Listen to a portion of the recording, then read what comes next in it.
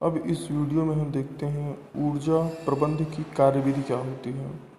ऊर्जा प्रबंध एक परिवर्तन और घटना ही नहीं बल्कि यह लक्ष्यों को पूरा करने का एक अभियान है।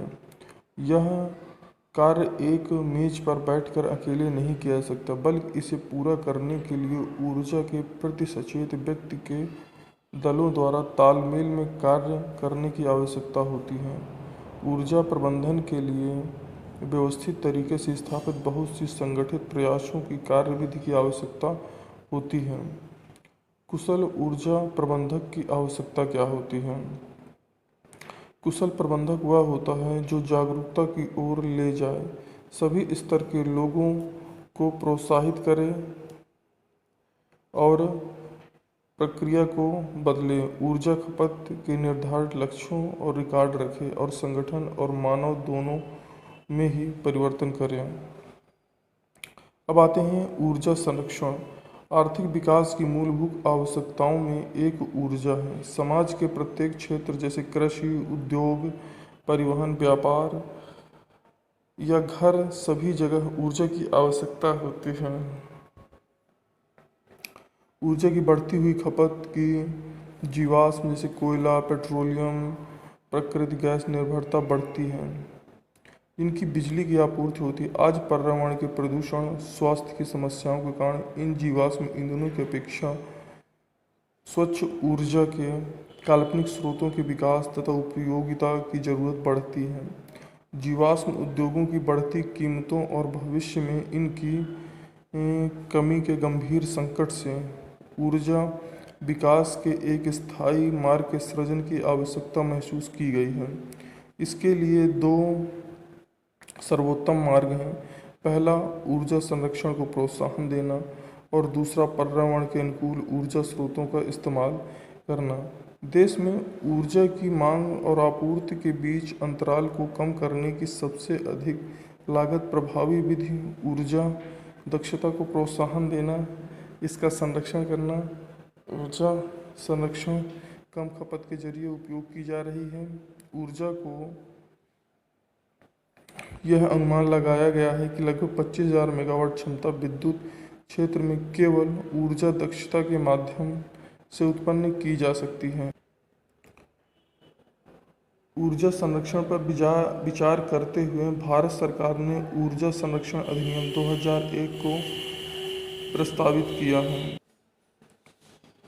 ऊर्जा संरक्षण से ऊर्जा की लागत में कमी आती है। इसके द्वारा ऊर्जा संरक्षण के नए विद्युत संयंत्रों की ज़रूरत कम की जा सकती है और बढ़ती आबादी की अर्थव्यवस्था को बनाए रखने के लिए ऊर्जा आयात में कमी लाई जा सकती है।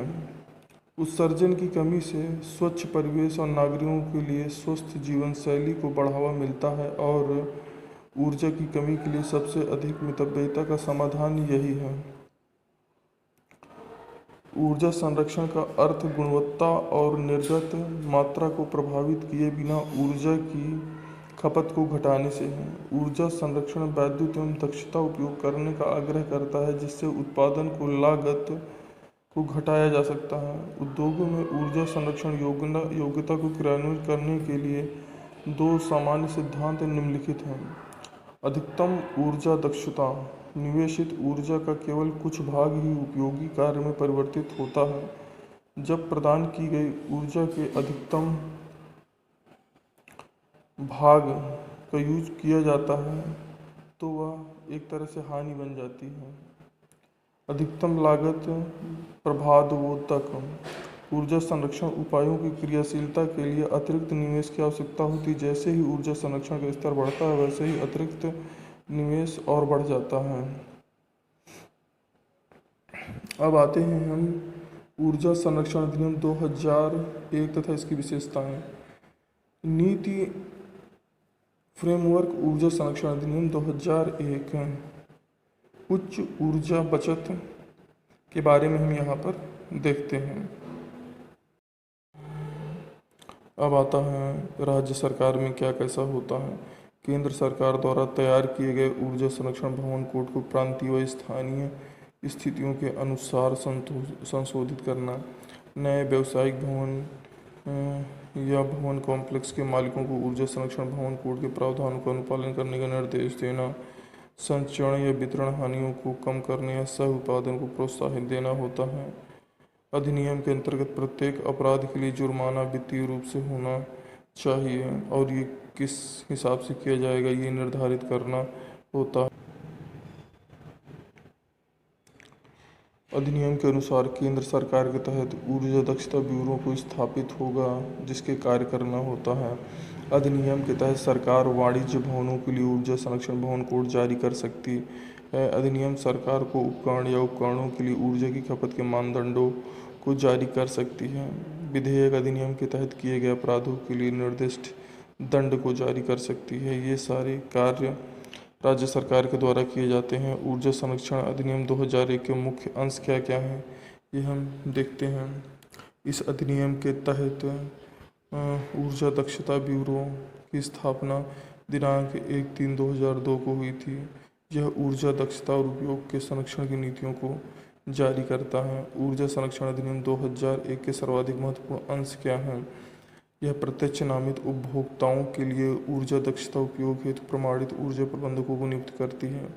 समस्त उपयंत्रों उपकरणों को ऊर्जा खपत के मानकों को चस्पा देती है। राज्य स्तरीय सरकार को क्षेत्रीय स्थानीय मौसम के सिपाहियों स्थितियों के आधार पर ऊर्जा संरक्षण भवन अनुरोध करती है। मानक तथा लेबलिंग क्या होता है? बी की स्टार रेटिंग योजना को मानवीय पावर मंत्री द्वारा 2006 को लागू किया गया था। यह योजना फिलहाल निम्न में लागू की गई है। कमरा वातानुकूलन, पंखे, कलर ये सब चीज़ों में लागू होती हैं। इस प्रकार हमारा ये चैप्टर ख़त्म हो जाता है और इसके तहत कुछ क्वेश्चन बनते हैं जो हमें करने ज़रूरी होते हैं। जैसे ऊर्जा प्रबंधन क्या है, इसके तहत हम देखते हैं कि किस प्रकार से हम ऊर्जा को प्रबंधित कर सकते हैं, कहाँ पर हमें कितनी ऊर्जा की आवश्यकता है कितनी नहीं, उसी हिसाब से हम ऊर्जा का उपयोग करेंगे। ऊर्जा प्रबंधन दल के कर्तव्य क्या होते हैं, कार्य क्या होते हैं, वो अपने अपने काम कैसे करते हैं, ऊर्जा प्रबंधन का सिद्धांत क्या होता है, उसी हिसाब से सारी चीज़ों को करना होता है। ऊर्जा संरक्षण विभिन्न सिद्धांतों को लिखना है। ऊर्जा संरक्षण अधिनियम क्या होता है उसके बारे में लिखना है। ऊर्जा संरक्षण अधिनियम के महत्वपूर्ण अंशों के बारे में लिखना है। संरक्षण तथा लेबलिंग क्या होती है उसके बारे में हमें समझाना है। ये सब कुछ हमको करना होता है, तो ये हम इसके अंतर्गत लाते हैं। तो मतलब कहने का ये है कि ऊर्जा संरक्षण जो हमारा होता है उसमें बहुत ही ज़्यादा ज़रूरी है और जो भी हो रहा है इसके बारे में हमें जानना भी बहुत ज़्यादा ज़रूरी है। तो ये वाला चैप्टर हमारा यहीं पर समाप्त होता है। Student, thank you for watching मी। और मैं ये कहूँगा कि मेरा चैनल सब्सक्राइब कर ले जिससे कि अगले आने वाली वीडियो आपको समय पर मिल सके। धन्यवाद। मानक और लेबलिंग का कार्य सुनिश्चित करना है। पहले से सूचित उपकरणों के लिए न्यूनतम ऊर्जा खपत तथा कार्य करने के लिए मानकों का विकास करना होता है। ऐसे उपकरणों का निर्माण, बिक्री और आयात पर रोक लगाना जो मानकों के अनुरूप नहीं है। ये सब मानक और लेबलिंग का काम होता है। उपभोक्ताओं को लाभ के बारे में जानकारी देना कि क्या इसमें आपको लाभ होगा क्या नहीं होगा, आपको किस तरह से चीज़ों को मैनेज करना है, ये सब देना काम होता है। नामित उपभोक्ता। ऊर्जा संरक्षण अधिनियम के तहत नामित उपभोक्ता के मुख्य प्रावधान। सरकार ऊर्जा गहन उद्योग अन्य प्रतिष्ठानों को नामित उपभोक्ता के रूप में अधिसूचित करेगी।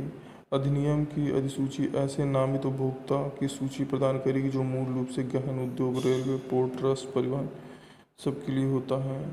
नामित उपभोक्ता मान्यता प्राप्त ऊर्जा लेखा परीक्षण से ही संचालित एनर्जी का ऑडिट करेगा। नामित उपभोक्ताओं द्वारा केवल निर्धारित योग्यता वाले ऊर्जा प्रबंधकों की नियुक्ति किया जाएगा। नामित उपभोक्ता केंद्र सरकार द्वारा निर्धारित ऊर्जा खपत के मानदंडों और मापकों का पालन करेगा। नीतिगत विश्लेषण, परियोजना प्रबंधन, वित्त पोधक ये सब करना पड़ता है। ऊर्जा संरक्षण भवन कोड। ऊर्जा संरक्षण भवन कोड से संबंधित नियमों को अधिसूचित किए जाने के बाद वाणिज्य भवनों के लिए संबंधित राज्यों द्वारा स्थानीय जलवायु परिस्थितियों या अन्य कारकों के अनुरूप घोषणा किया जाना। इसके अलावा इन मामलों में 500 किलोवाट व 600 किलोवाट या इससे अधिक के व्यावसायिक उद्देश्य के लिए उपयोग किए जाना। केंद्रीय ऊर्जा संरक्षण निधि क्या होती है? ऊर्जा संरक्षण सेवाओं जैसे ठेका कंपनियों तथा ऊर्जा सेवाओं कंपनियों को बढ़ावा देने के लिए बड़े पैमाने पर ऊर्जा सेवा वितरण यंत्र विकसित करने के लिए केंद्र में निधि की स्थापना की जाएगी, उम्मीद की जाएगी। ये सब चीज़ होती है। BEE bureau of energy efficiency का काम क्या होता है? परिणाम आधारित प्रस्तावों को अपनाकर भारतीय व्यवस्था में ऊर्जा प्रबलता करना। राष्ट्र ऊर्जा दक्षता व संरक्षण प्रयासों एवं कार्यक्रमों को दिशा निर्देश देना एक नीति का निर्धारण होता है। ऊर्जा दक्षता प्रक्रिया उपकरण युक्तियों प्रणालियों में उपयोग को उन्नत करना होता है। ऊर्जा के दक्ष उपयोग को आगे बढ़ाने वाली संस्थाओं का वित्तीय प्रोत्साहन करना होता है। ये सब होता है। अब भारत सरकार में सूचित उपकरणों व साधनों के लिए ऊर्जा उपभोग मानकों की विशिष्टीकृत करना। सूचित उपकरणों व साधनों पर सीधे अनिवार्य का लेबल लगाना। ऊर्जा खपत के मानकों के अनुकूल न होने वाले उपकरणों के निर्माण बिक्री का आयात निर्यात पर रोक लगाना। ऊर्जा के दक्ष उपयोग ऊर्जा संरक्षण भवन कोड निर्धारित करना। ऊर्जा के दक्ष उपयोग संरक्षण के लिए अधिक ऊर्जा प्रबंधन की नियुक्ति करना। ये सब कार्य होते हैं। हेलो स्टूडेंट्स, आज इस वीडियो में हम पढ़ते हैं ऊर्जा संरक्षण तथा ऊर्जा संरक्षण अधिनियम 2001। जैसे कि आप जानते हैं कि ऊर्जा की जो भी प्रॉब्लम्स आती जा रही हैं, इस वजह से गवर्नमेंट में इस चीज़ को सोच कर कि हम ऊर्जा संरक्षण के बारे में कैसे कुछ नियम बना सकते हैं जिससे कि लोग इसमें जागरूक हों और ऊर्जा के बारे में ज़्यादा से ज़्यादा सोचें। जैसे कि इसमें दिया गया है कि ऊर्जा प्रबंधन का अर्थ अधिकतम फायदे के लिए ऊर्जा का प्रभावी ढंग से उपयोग करना है। कारोबार, संगठनों और घरों में ऊर्जा की बचत से संबंधित यह प्रयोग में आता है। इसका अर्थ बेकार वस्तु को अलग कर ऊर्जा का श्रेष्ठ विधि से उपयोग करना जिसमें न्यूनतम हानि हो। उदाहरण के लिए 1 बूंद प्रति सेकंड की दर से तेल रिसाव का मतलब 2000 लीटर प्रति वर्ष की हानि है, जिसकी कीमत 10,000 रुपये आती है। मतलब कहने का ये है कि हमें ये सोच के चलना है कि हम कितना कम से कम ऊर्जा का उपयोग करें और भविष्य के लिए ऊर्जा की हम बचत कर सकें।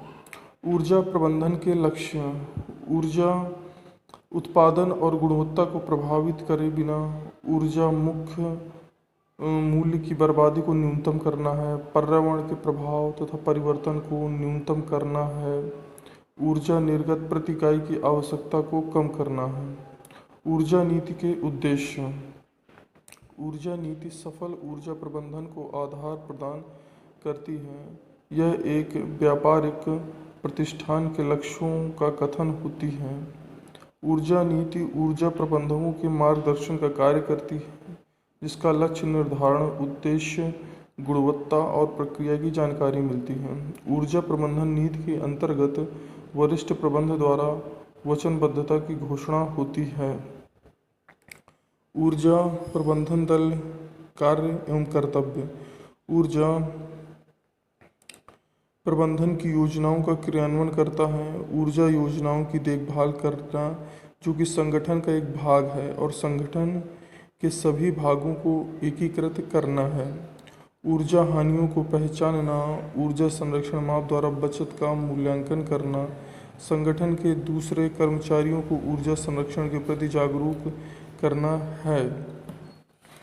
ऊर्जा प्रबंधन की जिम्मेदारियां और कर्तव्य नियंत्रण और कम लागत के लिए वार्षिक क्रियाकलाप योजना बनाना, प्रबंधन की आज्ञा से संगठन द्वारा ऊर्जा संरक्षण इकाई को स्थापित करना, ऊर्जा मूल्य को कम करने के लिए योजना बनाना, लागू करना और उनका प्रबंधन करना, संस्था के अन्य कर्मचारियों को जागरूक बनाना और आंतरिक प्रयोगशाला शोध करना तथा उससे प्राप्त परिणामों की जानकारी संबंधित दस्तावेजों में बांटना, सभी कर्मचारियों के लिए नियमित प्रशिक्षण देना, ऊर्जा लेख परीक्षण करने के लिए बाहरी सरकारी विभाग को बुलाना, ये सब काम होते हैं। ऊर्जा प्रबंधक के कर्तव्य। इसमें हम देखते हैं कि जो हमारा मैनेजर होता है, एनर्जी मैनेजर होता है, उसको ऊर्जा को कैसे प्रबंधित करके रखना है। मान्यता प्राप्त लेखा परीक्षक द्वारा की गई अनुशंसा पर की गई कार्यवाही और ऊर्जा खपत की जानकारी ब्यूरो ऑफ एनर्जी एवं राज्य स्तरीय नामित संस्था को निर्धारित मूल्य में भरकर भेजना चाहिए। ऊर्जा संरक्षण की सामान्य प्रवृत्ति का विश्लेषण करके एकत्रित सूचनाओं को रिकॉर्ड करने की अच्छी व्यवस्था स्थापित करनी चाहिए। ऊर्जा लेखा परीक्षा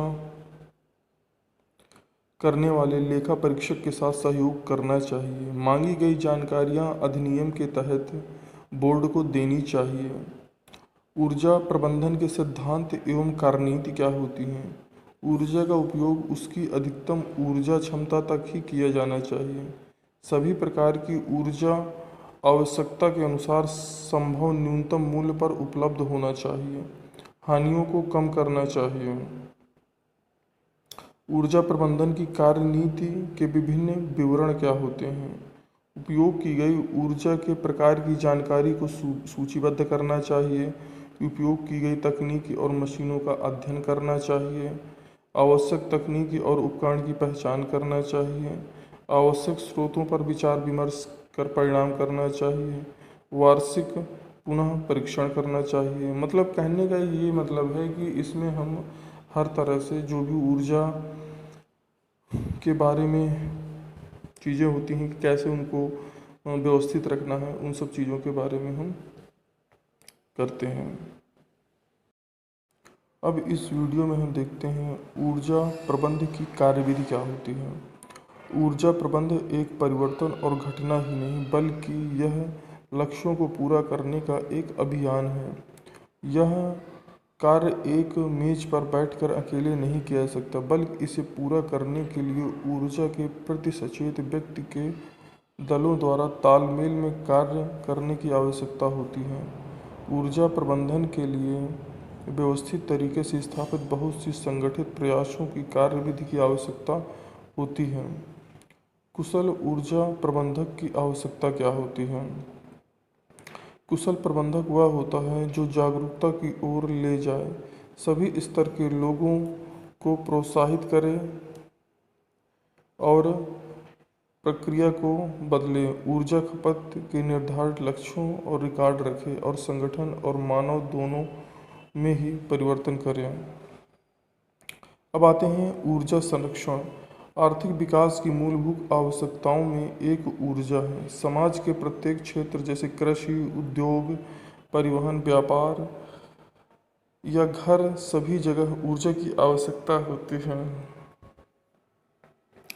ऊर्जा की बढ़ती हुई खपत की जीवाश्म जैसे कोयला, पेट्रोलियम, प्राकृतिक गैस निर्भरता बढ़ती है, इनकी बिजली की आपूर्ति होती है। आज पर्यावरण के प्रदूषण, स्वास्थ्य की समस्याओं के कारण इन जीवाश्म ईंधनों की अपेक्षा स्वच्छ ऊर्जा के काल्पनिक स्रोतों के विकास तथा उपयोगिता की जरूरत बढ़ती है।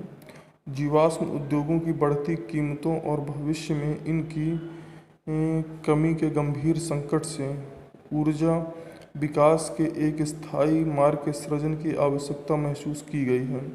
इसके लिए दो सर्वोत्तम मार्ग हैं। पहला, ऊर्जा संरक्षण को प्रोत्साहन देना और दूसरा, पर्यावरण के अनुकूल ऊर्जा स्रोतों का इस्तेमाल करना। देश में ऊर्जा की मांग और आपूर्ति के बीच अंतराल को कम करने की सबसे अधिक लागत प्रभावी विधि ऊर्जा दक्षता को प्रोत्साहन देना, इसका संरक्षण करना। ऊर्जा संरक्षण कम खपत के जरिए उपयोग की जा रही है। ऊर्जा को यह अनुमान लगाया गया है कि लगभग 25,000 मेगावाट क्षमता विद्युत क्षेत्र में केवल ऊर्जा दक्षता के माध्यम से उत्पन्न की जा सकती है। ऊर्जा संरक्षण पर विचार करते हुए भारत सरकार ने ऊर्जा संरक्षण अधिनियम 2001 को प्रस्तावित किया है।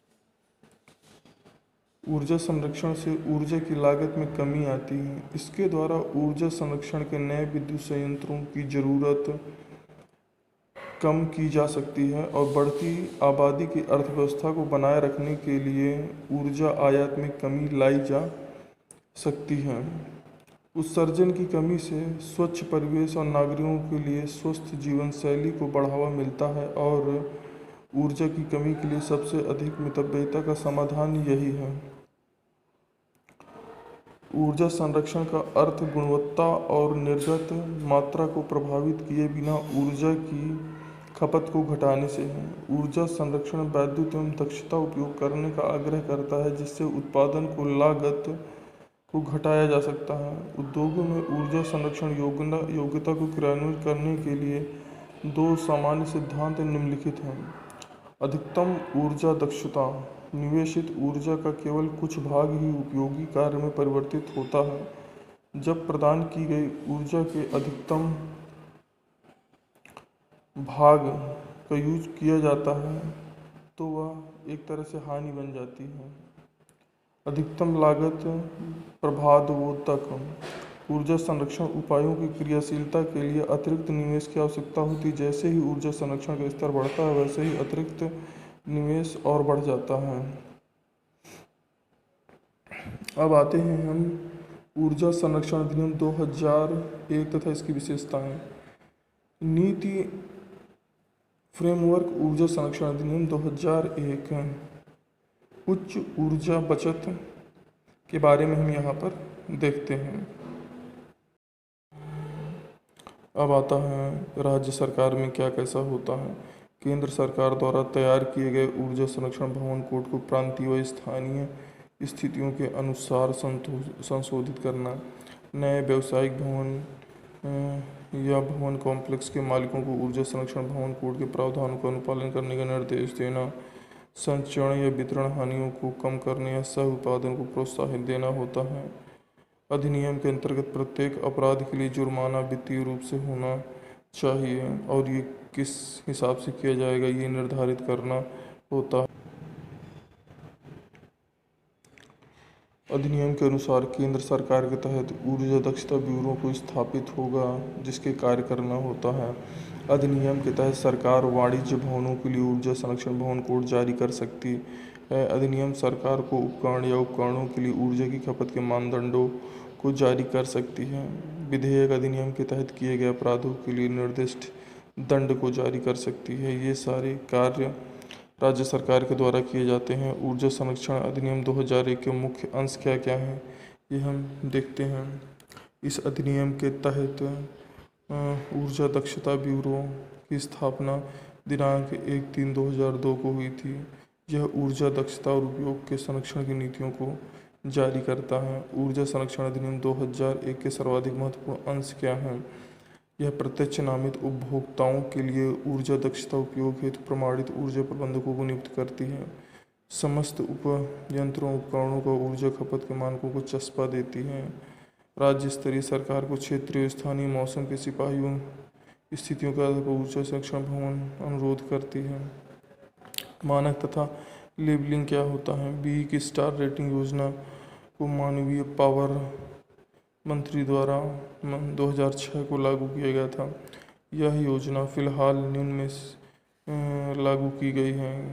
कमरा वातानुकूलन पंखे कलर ये सब चीज़ों में लागू होती हैं। इस प्रकार हमारा ये चैप्टर ख़त्म हो जाता है और इसके तहत कुछ क्वेश्चन बनते हैं जो हमें करने ज़रूरी होते हैं। जैसे ऊर्जा प्रबंधन क्या है। इसके तहत हम देखते हैं कि किस प्रकार से हम ऊर्जा को प्रबंधित कर सकते हैं, कहाँ पर हमें कितनी ऊर्जा की आवश्यकता है कितनी नहीं, उसी हिसाब से हम ऊर्जा का उपयोग करेंगे। ऊर्जा प्रबंधन दल के कर्तव्य क्या होते हैं, कार्य क्या होते हैं, वो अपने अपने काम कैसे करते हैं। ऊर्जा प्रबंधन का सिद्धांत क्या होता है, उसी हिसाब से सारी चीज़ों को करना होता है। ऊर्जा संरक्षण विभिन्न सिद्धांतों को लिखना है। ऊर्जा संरक्षण अधिनियम क्या होता है उसके बारे में लिखना है। ऊर्जा संरक्षण अधिनियम के महत्वपूर्ण अंशों के बारे में लिखना है। संरक्षण तथा लेबलिंग क्या होती है उसके बारे में हमें समझाना है। ये सब कुछ हमको करना होता है तो ये हम इसके अंतर्गत लाते हैं। तो मतलब कहने का यही है कि ऊर्जा संरक्षण जो हमारा होता है उसमें बहुत ही ज़्यादा ज़रूरी है और जो भी हो रहा है इसके बारे में हमें जानना भी बहुत ज़्यादा ज़रूरी है। तो ये वाला चैप्टर हमारा यहीं पर समाप्त होता है student. Thank you for watching मी। और मैं ये कहूँगा कि मेरा चैनल सब्सक्राइब कर ले, जिससे कि अगले आने वाली वीडियो आपको समय पर मिल सके। धन्यवाद। मानक और लेबलिंग का कार्य सुनिश्चित करना है। पहले से सूचित उपकरणों के लिए न्यूनतम ऊर्जा खपत तथा कार्य करने के लिए मानकों का विकास करना होता है। ऐसे उपकरणों का निर्माण, बिक्री और आयात पर रोक लगाना जो मानकों के अनुरूप नहीं है, ये सब मानक और लेबलिंग का काम होता है। उपभोक्ताओं को लाभ के बारे में जानकारी देना कि क्या इसमें आपको लाभ होगा, क्या नहीं होगा, आपको किस तरह से चीज़ों को मैनेज करना है, ये सब देना काम होता है। नामित उपभोक्ता। ऊर्जा संरक्षण अधिनियम के तहत नामित उपभोक्ता के मुख्य प्रावधान। सरकार ऊर्जा गहन उद्योग अन्य प्रतिष्ठानों को नामित उपभोक्ता के रूप में अधिसूचित करेगी। अधिनियम की अधिसूची ऐसे नामित उपभोक्ता की सूची प्रदान करेगी जो मूल रूप से गहन उद्योग, रेलवे, पोर्ट ट्रस्ट, परिवहन सबके लिए होता है। नामित उपभोक्ता मान्यता प्राप्त ऊर्जा लेखा परीक्षण से ही संचालित एनर्जी का ऑडिट करेगा। नामित उपभोक्ताओं द्वारा केवल निर्धारित योग्यता वाले ऊर्जा प्रबंधकों की नियुक्ति किया जाएगा। नामित उपभोक्ता केंद्र सरकार द्वारा निर्धारित ऊर्जा खपत के मानदंडों और मापकों का पालन करेगा। नीतिगत विश्लेषण, परियोजना प्रबंधन, वित्त पोधक, ये सब करना पड़ता है। ऊर्जा संरक्षण भवन कोड। ऊर्जा संरक्षण भवन कोड से संबंधित नियमों को अधिसूचित किए जाने के बाद वाणिज्य भवनों के लिए संबंधित राज्यों द्वारा स्थानीय जलवायु परिस्थितियों या अन्य कारकों के अनुरूप घोषणा किया जाना। इसके अलावा इन मामलों में 500 किलोवाट व 600 किलोवाट या इससे अधिक के व्यावसायिक उद्देश्य के लिए उपयोग किए जाना। केंद्रीय ऊर्जा संरक्षण निधि क्या होती है? ऊर्जा संरक्षण सेवाओं जैसे ठेका कंपनियों तथा ऊर्जा सेवा कंपनियों को बढ़ावा देने के लिए बड़े पैमाने पर ऊर्जा सेवा वितरण यंत्र विकसित करने के लिए केंद्र में निधि की स्थापना की जाएगी, उम्मीद की जाएगी, ये सब चीज़ होती हैं। BEE bureau of energy efficiency का काम क्या होता है? परिणाम आधारित प्रस्तावों को अपनाकर भारतीय व्यवस्था में ऊर्जा प्रबलता करना। राष्ट्र ऊर्जा दक्षता व संरक्षण प्रयासों एवं कार्यक्रमों को दिशा निर्देश देना एक नीति का निर्धारण होता है। ऊर्जा दक्षता प्रक्रिया, उपकरण, युक्तियों, प्रणालियों में उपयोग को उन्नत करना होता है। ऊर्जा के दक्ष उपयोग को आगे बढ़ाने वाली संस्थाओं का वित्तीय प्रोत्साहन करना होता है। ये सब होता है। अब भारत सरकार में सूचित उपकरणों व साधनों के लिए ऊर्जा उपभोग मानकों की विशिष्टीकृत करना, सूचित उपकरणों व साधनों पर सीधे अनिवार्य का लेबल लगाना, ऊर्जा खपत के मानकों के अनुकूल न होने वाले उपकरणों के निर्माण, बिक्री, आयात निर्यात पर रोक लगाना, ऊर्जा के दक्ष उपयोग, ऊर्जा संरक्षण भवन कोड निर्धारित करना, ऊर्जा के दक्ष उपयोग संरक्षण के लिए अधिक ऊर्जा प्रबंधन की नियुक्ति करना, ये सब कार्य होते हैं। हेलो स्टूडेंट्स, आज इस वीडियो में हम पढ़ते हैं ऊर्जा संरक्षण तथा ऊर्जा संरक्षण अधिनियम 2001। जैसे कि आप जानते हैं कि ऊर्जा की जो भी प्रॉब्लम्स आती जा रही हैं, इस वजह से गवर्नमेंट में इस चीज़ को सोच कर कि हम ऊर्जा संरक्षण के बारे में कैसे कुछ नियम बना सकते हैं जिससे कि लोग इसमें जागरूक हों और ऊर्जा के बारे में ज़्यादा से ज़्यादा सोचें। जैसे कि इसमें दिया गया है कि ऊर्जा प्रबंधन का अर्थ अधिकतम फायदे के लिए ऊर्जा का प्रभावी ढंग से उपयोग करना है। कारोबार, संगठनों और घरों में ऊर्जा की बचत से संबंधित यह प्रयोग में आता है। इसका अर्थ बेकार वस्तु को अलग कर ऊर्जा का श्रेष्ठ विधि से उपयोग करना जिसमें न्यूनतम हानि हो। उदाहरण के लिए 1 बूंद प्रति सेकंड की दर से तेल रिसाव का मतलब 2000 लीटर प्रतिवर्ष की हानि है, जिसकी कीमत 10,000 रुपये आती है। मतलब कहने का ये है कि हमें ये सोच के चलना है कि हम कितना कम से कम ऊर्जा का उपयोग करें और भविष्य के लिए ऊर्जा की हम बचत कर सकें। ऊर्जा प्रबंधन के लक्ष्य: ऊर्जा उत्पादन और गुणवत्ता को प्रभावित करे बिना ऊर्जा मुख्य मूल्य की बर्बादी को न्यूनतम करना है, पर्यावरण के प्रभाव तथा परिवर्तन को न्यूनतम करना है, ऊर्जा निर्गत प्रति इकाई की आवश्यकता को कम करना है। ऊर्जा नीति के उद्देश्य। ऊर्जा नीति सफल ऊर्जा प्रबंधन को आधार प्रदान करती है। यह एक व्यापारिक प्रतिष्ठान के लक्ष्यों का कथन होती है। ऊर्जा नीति ऊर्जा प्रबंधकों के मार्गदर्शन का कार्य करती है, जिसका लक्ष्य निर्धारण, उद्देश्य, गुणवत्ता और प्रक्रिया की जानकारी मिलती है। ऊर्जा प्रबंधन नीति के अंतर्गत वरिष्ठ प्रबंधन द्वारा वचनबद्धता की घोषणा होती है। ऊर्जा प्रबंधन दल कार्य एवं कर्तव्य। ऊर्जा प्रबंधन की योजनाओं का क्रियान्वयन करता है। ऊर्जा योजनाओं की देखभाल करना, जो कि संगठन का एक भाग है, और संगठन के सभी भागों को एकीकृत करना है। ऊर्जा हानियों को पहचानना, ऊर्जा संरक्षण माप द्वारा बचत का मूल्यांकन करना, संगठन के दूसरे कर्मचारियों को ऊर्जा संरक्षण के प्रति जागरूक करना है। ऊर्जा प्रबंधन की जिम्मेदारियां और कर्तव्य। नियंत्रण और कम लागत के लिए वार्षिक क्रियाकलाप योजना बनाना, प्रबंधन की आज्ञा से संगठन द्वारा ऊर्जा संरक्षण इकाई को स्थापित करना, ऊर्जा मूल्य को कम करने के लिए योजना बनाना, लागू करना और उनका प्रबंधन करना, संस्था के अन्य कर्मचारियों को जागरूक बनाना और आंतरिक प्रयोगशाला शोध करना तथा उससे प्राप्त परिणामों की जानकारी संबंधित दस्तावेजों में बांटना, सभी कर्मचारियों के लिए नियमित प्रशिक्षण देना, ऊर्जा लेख परीक्षण करने के लिए बाहरी सरकारी विभाग को बुलाना, ये सब काम होते हैं। ऊर्जा प्रबंधक के कर्तव्य। इसमें हम देखते हैं कि जो हमारा मैनेजर होता है, एनर्जी मैनेजर होता है, उसको ऊर्जा को कैसे प्रबंधित करके रखना है। मान्यता प्राप्त लेखा परीक्षक द्वारा की गई अनुशंसा पर की गई कार्यवाही और ऊर्जा खपत की जानकारी ब्यूरो ऑफ एनर्जी एवं राज्य स्तरीय नामित संस्था को निर्धारित मूल्य में भरकर भेजना चाहिए। ऊर्जा संरक्षण की सामान्य प्रवृत्ति का विश्लेषण करके एकत्रित सूचनाओं को रिकॉर्ड करने की अच्छी व्यवस्था स्थापित करनी चाहिए। ऊर्जा लेखा परीक्षा करने वाले लेखा परीक्षक के साथ सहयोग करना चाहिए। मांगी गई जानकारियां अधिनियम के तहत बोर्ड को देनी चाहिए। ऊर्जा प्रबंधन के सिद्धांत एवं कार्यनीति क्या होती हैं।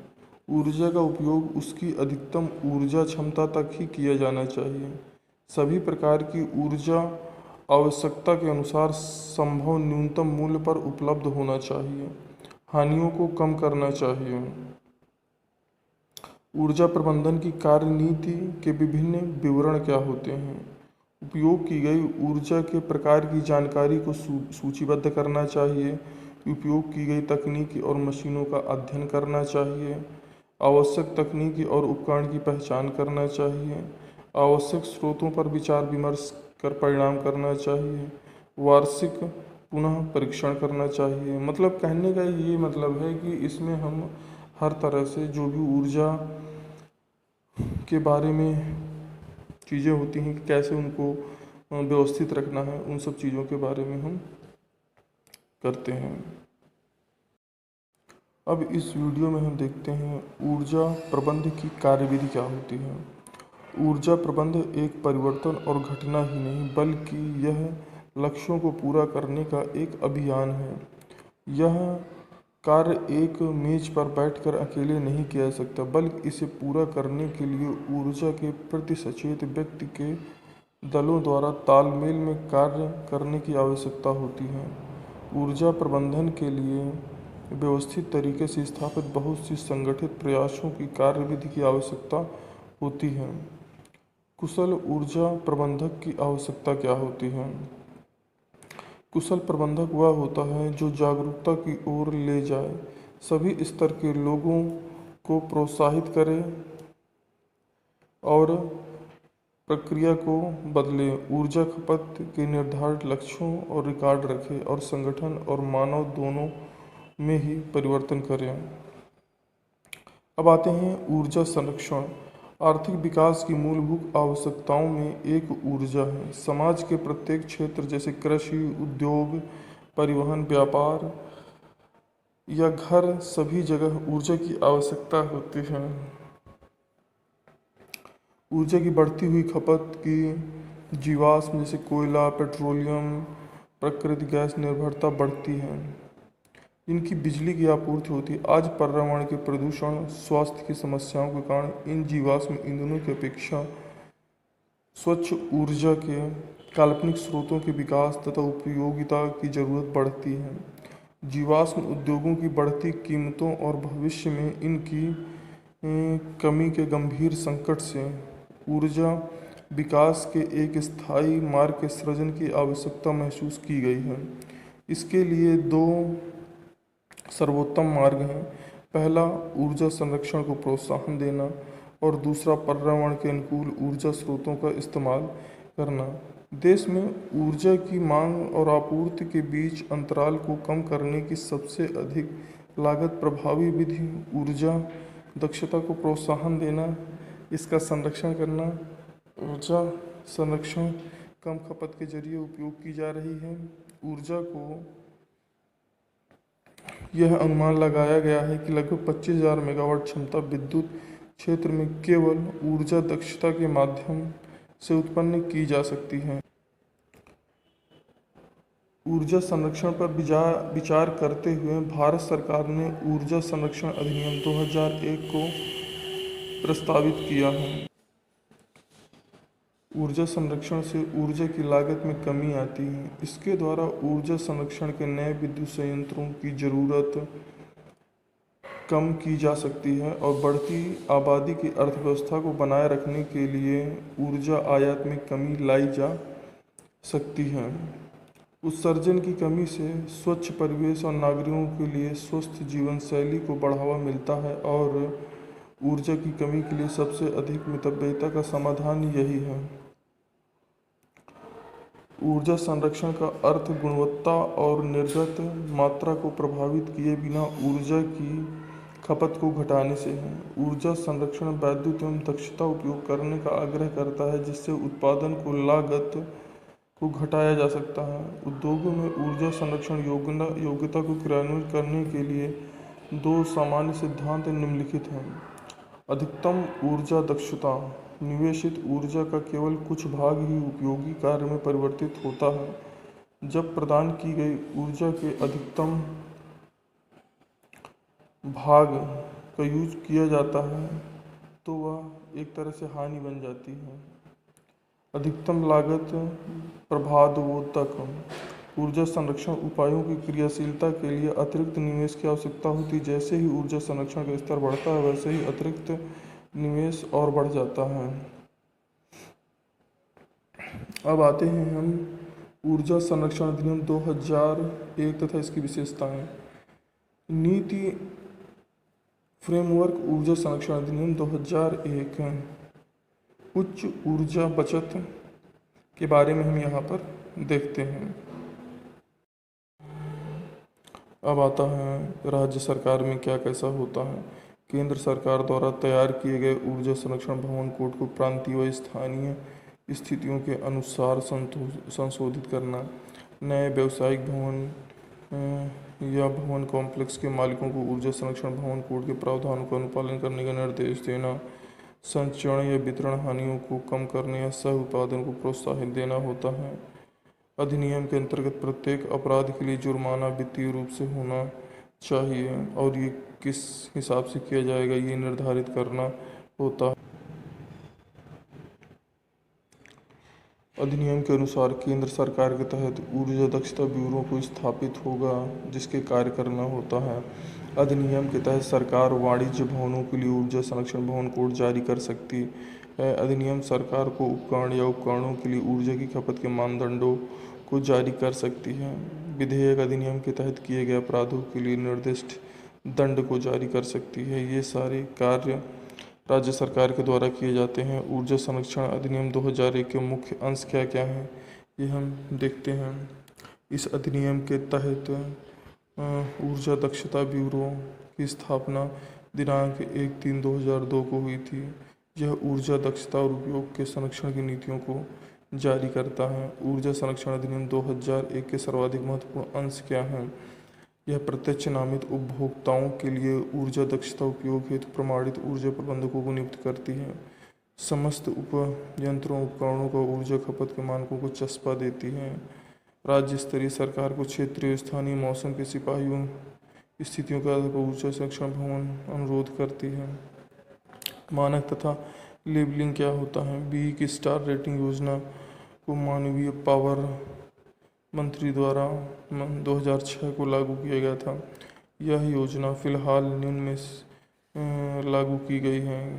कमरा वातानुकूलन, पंखे, कलर, ये सब चीज़ों में लागू होती हैं। इस प्रकार हमारा ये चैप्टर ख़त्म हो जाता है और इसके तहत कुछ क्वेश्चन बनते हैं जो हमें करने ज़रूरी होते हैं। जैसे ऊर्जा प्रबंधन क्या है, इसके तहत हम देखते हैं कि किस प्रकार से हम ऊर्जा को प्रबंधित कर सकते हैं, कहाँ पर हमें कितनी ऊर्जा की आवश्यकता है, कितनी नहीं, उसी हिसाब से हम ऊर्जा का उपयोग करेंगे।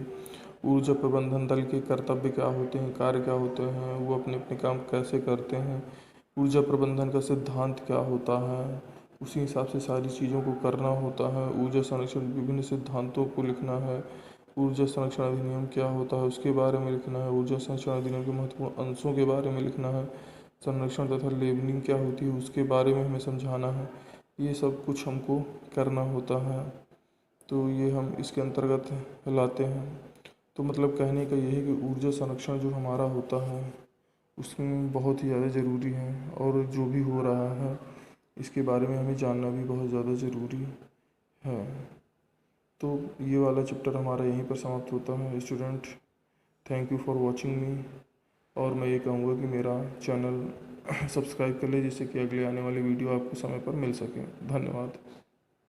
मानक और लेबलिंग का कार्य सुनिश्चित करना है।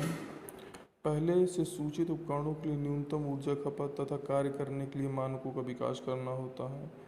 ऐसे उपकरणों का निर्माण, बिक्री और आयात पर रोक लगाना जो मानकों के अनुरूप नहीं है, ये सब मानक और लेबलिंग का काम होता है। उपभोक्ताओं को लाभ के बारे में जानकारी देना कि क्या इसमें आपको लाभ होगा, क्या नहीं होगा, आपको किस तरह से चीज़ों को मैनेज करना है, ये सब देना काम होता है।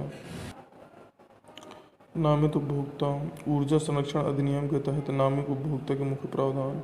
सरकार ऊर्जा गहन उद्योग अन्य प्रतिष्ठानों को नामित उपभोक्ता के रूप में अधिसूचित करेगी। अधिनियम की अधिसूची ऐसे नामित उपभोक्ता की सूची प्रदान करेगी जो मूल रूप से गहन उद्योग, रेलवे, पोर्ट ट्रस्ट, परिवहन सबके लिए होता है। नामित उपभोक्ता मान्यता प्राप्त ऊर्जा लेखा परीक्षण से ही संचालित एनर्जी का ऑडिट करेगा। नामित उपभोक्ताओं द्वारा केवल निर्धारित योग्यता वाले ऊर्जा प्रबंधकों की नियुक्ति किया जाएगा। नामित उपभोक्ता केंद्र सरकार द्वारा निर्धारित ऊर्जा खपत के मानदंडों और मापकों का पालन करेगा। नीतिगत विश्लेषण, परियोजना प्रबंधन, वित्त पोधक, ये सब करना पड़ता है। ऊर्जा संरक्षण भवन कोड। ऊर्जा संरक्षण भवन कोड से संबंधित नियमों को अधिसूचित किए जाने के बाद वाणिज्य भवनों के लिए संबंधित राज्यों द्वारा स्थानीय जलवायु परिस्थितियों या अन्य कारकों के अनुरूप घोषणा किया जाना। इसके अलावा इन मामलों में 500 किलोवाट व 600 किलोवाट या इससे अधिक के व्यावसायिक उद्देश्य के लिए उपयोग किए जाना। केंद्रीय ऊर्जा संरक्षण निधि क्या होती है? ऊर्जा संरक्षण सेवाओं जैसे ठेका कंपनियों तथा ऊर्जा सेवा कंपनियों को बढ़ावा देने के लिए बड़े पैमाने पर ऊर्जा सेवा वितरण यंत्र विकसित करने के लिए केंद्र में निधि की स्थापना की जाएगी, उम्मीद की जाएगी, ये सब चीज़ होती है। BEE bureau of energy efficiency का काम क्या होता है? परिणाम आधारित प्रस्तावों को अपनाकर भारतीय व्यवस्था में ऊर्जा प्रबलता करना। राष्ट्र ऊर्जा दक्षता व संरक्षण प्रयासों एवं कार्यक्रमों को दिशा निर्देश देना एक नीति का निर्धारण होता है। ऊर्जा दक्षता प्रक्रिया, उपकरण, युक्तियों, प्रणालियों में उपयोग को उन्नत करना होता है। ऊर्जा के दक्ष उपयोग को आगे बढ़ाने वाली संस्थाओं का वित्तीय प्रोत्साहन करना होता है। ये सब होता है। अब भारत सरकार में सूचित उपकरणों व साधनों के लिए ऊर्जा उपभोग मानकों की विशिष्टीकृत करना, सूचित उपकरणों व साधनों पर सीधे अनिवार्य का लेबल लगाना, ऊर्जा खपत के मानकों के अनुकूल न होने वाले उपकरणों के निर्माण, बिक्री का आयात निर्यात पर रोक लगाना। ऊर्जा के दक्ष उपयोग, ऊर्जा संरक्षण भवन कोड निर्धारित करना। ऊर्जा के दक्ष उपयोग संरक्षण के लिए अधिक ऊर्जा प्रबंधन की नियुक्ति करना, ये सब कार्य होते हैं। हेलो स्टूडेंट्स, आज इस वीडियो में हम पढ़ते हैं ऊर्जा संरक्षण तथा ऊर्जा संरक्षण अधिनियम 2001। जैसे कि आप जानते हैं कि ऊर्जा की जो भी प्रॉब्लम्स आती जा रही हैं, इस वजह से गवर्नमेंट में इस चीज़ को सोच कर कि हम ऊर्जा संरक्षण के बारे में कैसे कुछ नियम बना सकते हैं जिससे कि लोग इसमें जागरूक हों और ऊर्जा के बारे में ज़्यादा से ज़्यादा सोचें। जैसे कि इसमें दिया गया है कि ऊर्जा प्रबंधन का अर्थ अधिकतम फायदे के लिए ऊर्जा का प्रभावी ढंग से उपयोग करना है। कारोबार, संगठनों और घरों में ऊर्जा की बचत से संबंधित यह प्रयोग में आता है। इसका अर्थ बेकार वस्तु को अलग कर ऊर्जा का श्रेष्ठ विधि से उपयोग करना जिसमें न्यूनतम हानि हो। उदाहरण के लिए 1 बूंद प्रति सेकंड की दर से तेल रिसाव का मतलब 2000 लीटर प्रति वर्ष की हानि है, जिसकी कीमत 10,000 रुपये आती है। मतलब कहने का ये है कि हमें ये सोच के चलना है कि हम कितना कम से कम ऊर्जा का उपयोग करें और भविष्य के लिए ऊर्जा की हम बचत कर सकें। ऊर्जा प्रबंधन के लक्ष्य, ऊर्जा उत्पादन और गुणवत्ता को प्रभावित करे बिना ऊर्जा मुख्य मूल्य की बर्बादी को न्यूनतम करना है। पर्यावरण के प्रभाव तथा परिवर्तन को न्यूनतम करना है। ऊर्जा निर्गत प्रति इकाई की आवश्यकता को कम करना है। ऊर्जा नीति के उद्देश्य, ऊर्जा नीति सफल ऊर्जा प्रबंधन को आधार प्रदान करती है। यह एक व्यापारिक प्रतिष्ठान के लक्ष्यों का कथन होती है। ऊर्जा नीति ऊर्जा प्रबंधकों के मार्गदर्शन का कार्य करती है, जिसका लक्ष्य निर्धारण, उद्देश्य, गुणवत्ता और प्रक्रिया की जानकारी मिलती है। ऊर्जा प्रबंधन नीति के अंतर्गत वरिष्ठ प्रबंधक द्वारा वचनबद्धता की घोषणा होती है। ऊर्जा प्रबंधन दल कार्य एवं कर्तव्य, ऊर्जा प्रबंधन की योजनाओं का क्रियान्वयन करता है। ऊर्जा योजनाओं की देखभाल करना जो कि संगठन का एक भाग है और संगठन के सभी भागों को एकीकृत करना है। ऊर्जा हानियों को पहचानना, ऊर्जा संरक्षण माप द्वारा बचत का मूल्यांकन करना, संगठन के दूसरे कर्मचारियों को ऊर्जा संरक्षण के प्रति जागरूक करना है। ऊर्जा प्रबंधन की जिम्मेदारियां और कर्तव्य, नियंत्रण और कम लागत के लिए वार्षिक क्रियाकलाप योजना बनाना, प्रबंधन की आज्ञा से संगठन द्वारा ऊर्जा संरक्षण इकाई को स्थापित करना, ऊर्जा मूल्य को कम करने के लिए योजना बनाना, लागू करना और उनका प्रबंधन करना, संस्था के अन्य कर्मचारियों को जागरूक बनाना और आंतरिक प्रयोगशाला शोध करना तथा उससे प्राप्त परिणामों की जानकारी संबंधित दस्तावेजों में बांटना, सभी कर्मचारियों के लिए नियमित प्रशिक्षण देना, ऊर्जा लेख परीक्षण करने के लिए बाहरी सरकारी विभाग को बुलाना, ये सब काम होते हैं। ऊर्जा प्रबंधक के कर्तव्य, इसमें हम देखते हैं कि जो हमारा मैनेजर होता है, एनर्जी मैनेजर होता है, उसको ऊर्जा को कैसे प्रबंधित करके रखना है। मान्यता प्राप्त लेखा परीक्षक द्वारा की गई अनुशंसा पर की गई कार्यवाही और ऊर्जा खपत की जानकारी ब्यूरो ऑफ एनर्जी एवं राज्य स्तरीय नामित संस्था को निर्धारित मूल्य में भरकर भेजना चाहिए। ऊर्जा संरक्षण की सामान्य प्रवृत्ति का विश्लेषण करके एकत्रित सूचनाओं को रिकॉर्ड करने की अच्छी व्यवस्था स्थापित करनी चाहिए। ऊर्जा लेखा परीक्षा करने वाले लेखा परीक्षक के साथ सहयोग करना चाहिए। मांगी गई जानकारियां अधिनियम के तहत बोर्ड को देनी चाहिए। ऊर्जा प्रबंधन के सिद्धांत एवं कार्यनीति क्या होती हैं? ऊर्जा का उपयोग उसकी अधिकतम ऊर्जा क्षमता तक ही किया जाना चाहिए। सभी प्रकार की ऊर्जा आवश्यकता के अनुसार संभव न्यूनतम मूल्य पर उपलब्ध होना चाहिए। हानियों को कम करना चाहिए। ऊर्जा प्रबंधन की कार्यनीति के विभिन्न विवरण क्या होते हैं? उपयोग की गई ऊर्जा के प्रकार की जानकारी को सूचीबद्ध करना चाहिए। उपयोग की गई तकनीकी और मशीनों का अध्ययन करना चाहिए। आवश्यक तकनीकी और उपकरण की पहचान करना चाहिए। आवश्यक स्रोतों पर विचार विमर्श कर परिणाम करना चाहिए। वार्षिक पुनः परीक्षण करना चाहिए। मतलब कहने का ये मतलब है कि इसमें हम हर तरह से जो भी ऊर्जा के बारे में चीज़ें होती हैं कि कैसे उनको व्यवस्थित रखना है, उन सब चीज़ों के बारे में हम करते हैं। मानक और लेबलिंग का कार्य सुनिश्चित करना है। पहले से सूचित उपकरणों के लिए न्यूनतम ऊर्जा खपत तथा कार्य करने के लिए मानकों का विकास करना होता है। ऐसे उपकरणों का निर्माण, बिक्री और आयात पर रोक लगाना जो मानकों के अनुरूप नहीं है, ये सब मानक और लेबलिंग का काम होता है। उपभोक्ताओं को लाभ के बारे में जानकारी देना कि क्या इसमें आपको लाभ होगा, क्या नहीं होगा, आपको किस तरह से चीज़ों को मैनेज करना है, ये सब देना काम होता है। नामित उपभोक्ता। ऊर्जा संरक्षण अधिनियम के तहत नामित उपभोक्ता के मुख्य प्रावधान। सरकार ऊर्जा गहन उद्योग अन्य प्रतिष्ठानों को नामित उपभोक्ता के रूप में अधिसूचित करेगी। अधिनियम की अधिसूची ऐसे नामित उपभोक्ता की सूची प्रदान करेगी जो मूल रूप से गहन उद्योग, रेलवे, पोर्ट ट्रस्ट, परिवहन सबके लिए होता है। नामित उपभोक्ता मान्यता प्राप्त ऊर्जा लेखा परीक्षण से ही संचालित एनर्जी का ऑडिट करेगा। नामित उपभोक्ताओं द्वारा केवल निर्धारित योग्यता वाले ऊर्जा प्रबंधकों की नियुक्ति किया जाएगा। नामित उपभोक्ता केंद्र सरकार द्वारा निर्धारित ऊर्जा खपत के मानदंडों और मापकों का पालन करेगा। नीतिगत विश्लेषण, परियोजना प्रबंधन, वित्त पोधक, ये सब करना पड़ता है। ऊर्जा संरक्षण भवन कोड।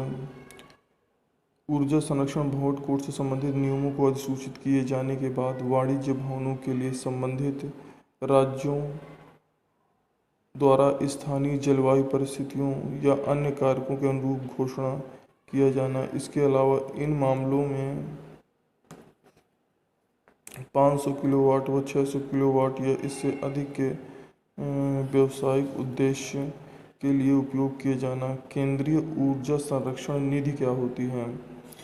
ऊर्जा संरक्षण सेवाओं जैसे ठेका कंपनियों तथा ऊर्जा सेवा कंपनियों को बढ़ावा देने के लिए बड़े पैमाने पर ऊर्जा सेवा वितरण यंत्र विकसित करने के लिए केंद्र में निधि की स्थापना की जाएगी, उम्मीद की जाएगी, ये सब चीज़ होती हैं। BEE bureau of energy efficiency का काम क्या होता है? परिणाम आधारित प्रस्तावों को अपनाकर भारतीय व्यवस्था में ऊर्जा प्रबलता करना। राष्ट्र ऊर्जा दक्षता व संरक्षण प्रयासों एवं कार्यक्रमों को दिशा निर्देश देना एक नीति का निर्धारण होता है।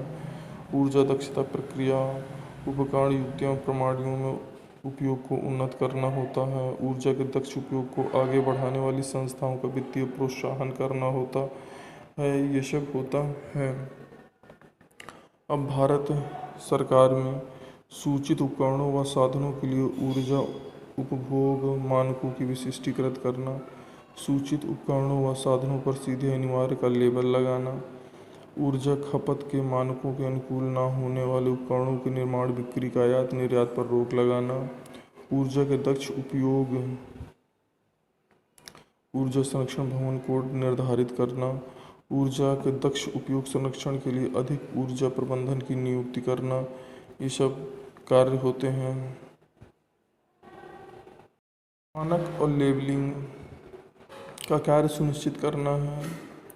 पहले से सूचित उपकरणों के लिए न्यूनतम ऊर्जा खपत तथा कार्य करने के लिए मानकों का विकास करना होता है। ऐसे उपकरणों का निर्माण, बिक्री और आयात पर रोक लगाना जो मानकों के अनुरूप नहीं है, ये सब मानक और लेबलिंग का काम होता है। उपभोक्ताओं को लाभ के बारे में जानकारी देना कि क्या इसमें आपको लाभ होगा, क्या नहीं होगा, आपको किस तरह से चीज़ों को मैनेज करना है, ये सब देना काम होता है। नामित उपभोक्ता। ऊर्जा संरक्षण अधिनियम के तहत नामित उपभोक्ता के मुख्य प्रावधान। सरकार ऊर्जा गहन उद्योग अन्य प्रतिष्ठानों को नामित उपभोक्ता के रूप में अधिसूचित करेगी। अधिनियम की अधिसूची ऐसे नामित उपभोक्ता की सूची प्रदान करेगी जो मूल रूप से गहन उद्योग, रेलवे, पोर्ट ट्रस्ट, परिवहन सबके लिए होता है। नामित उपभोक्ता मान्यता प्राप्त ऊर्जा लेखा परीक्षण से ही संचालित एनर्जी का ऑडिट करेगा। नामित उपभोक्ताओं द्वारा केवल निर्धारित योग्यता वाले ऊर्जा प्रबंधकों की नियुक्ति किया जाएगा। नामित उपभोक्ता केंद्र सरकार द्वारा निर्धारित ऊर्जा खपत के मानदंडों और मापकों का पालन करेगा। नीतिगत विश्लेषण, परियोजना प्रबंधन, वित्त पोधक, ये सब करना पड़ता है। ऊर्जा संरक्षण भवन कोड। ऊर्जा संरक्षण भवन कोड से संबंधित नियमों को अधिसूचित किए जाने के बाद वाणिज्य भवनों के लिए संबंधित राज्यों द्वारा स्थानीय जलवायु परिस्थितियों या अन्य कारकों के अनुरूप घोषणा किया जाना। इसके अलावा इन मामलों में 500 किलोवाट व 600 किलोवाट या इससे अधिक के व्यावसायिक उद्देश्य के लिए उपयोग किए जाना। केंद्रीय ऊर्जा संरक्षण निधि क्या होती है? ऊर्जा संरक्षण सेवाओं जैसे ठेका कंपनियों तथा ऊर्जा सेवा कंपनियों को बढ़ावा देने के लिए बड़े पैमाने पर ऊर्जा सेवा वितरण यंत्र विकसित करने के लिए केंद्र में निधि की स्थापना की जाएगी, उम्मीद की जाएगी। ये सब चीज़ होती हैं। BEE bureau of energy efficiency का काम क्या होता है? परिणाम आधारित प्रस्तावों को अपनाकर भारतीय व्यवस्था में ऊर्जा प्रबलता करना, राष्ट्र ऊर्जा दक्षता व संरक्षण प्रयासों एवं कार्यक्रमों को दिशा निर्देश देना एक नीति का निर्धारण होता है। ऊर्जा दक्षता प्रक्रिया, उपकरण, युक्तियों, प्रणालियों में उपयोग को उन्नत करना होता है। ऊर्जा के दक्ष उपयोग को आगे बढ़ाने वाली संस्थाओं का वित्तीय प्रोत्साहन करना होता है। ये सब होता है। अब भारत सरकार में सूचित उपकरणों व साधनों के लिए ऊर्जा उपभोग मानकों की विशिष्टीकृत करना, सूचित उपकरणों व साधनों पर सीधे अनिवार्य का लेबल लगाना, ऊर्जा खपत के मानकों के अनुकूल न होने वाले उपकरणों के निर्माण, बिक्री का आयात निर्यात पर रोक लगाना, ऊर्जा के दक्ष उपयोग ऊर्जा संरक्षण भवन कोड निर्धारित करना, ऊर्जा के दक्ष उपयोग संरक्षण के लिए अधिक ऊर्जा प्रबंधन की नियुक्ति करना, ये सब कार्य होते हैं।